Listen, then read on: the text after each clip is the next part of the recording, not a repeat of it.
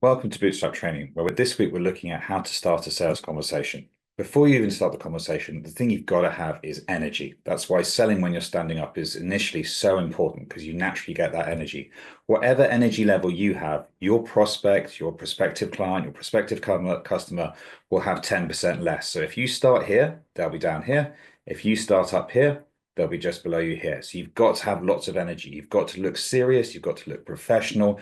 Energy and appearance are the first things that any prospect sees when they first have a meeting with you, and that's super important. So once you bring the energy and you look the part and you walk the part and you talk the part, you have to create a dialogue.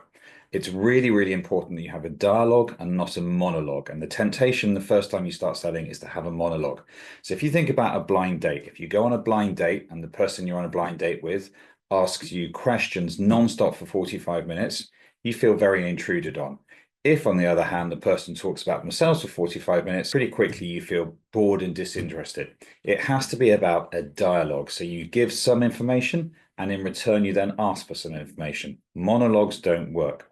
The first thing you have to do when you're having the conversation, you've got the conversation, is get all your potential objections out of the way. So if you think about stand-up comedians, Chris Rock, Michael McIntyre, Joe Brand, whoever they might be, the first thing any stand-up comic does is they get up on stage and they instantly make jokes about the things that they're most likely to be criticized about, because that means that hecklers don't have the power to then heckle them on that various thing. So maybe I'm short, maybe I'm fat, maybe I'm loud, whatever it might be. They will make jokes about themselves straight away to depower the hecklers. And that's a really good analogy for when you're selling. What you have to do is not make jokes. What you have to do is right from the start, as you're having the conversation, start to work through the conversation, all the things that you know are going to be the objections in your prospect's head, and start getting those objections on the table where you control them, and then explaining why they're not an objection and moving them off to the table. And in order to do that, you've absolutely got to know where you're going and you've got to have a script. And that's what we're going to look at next.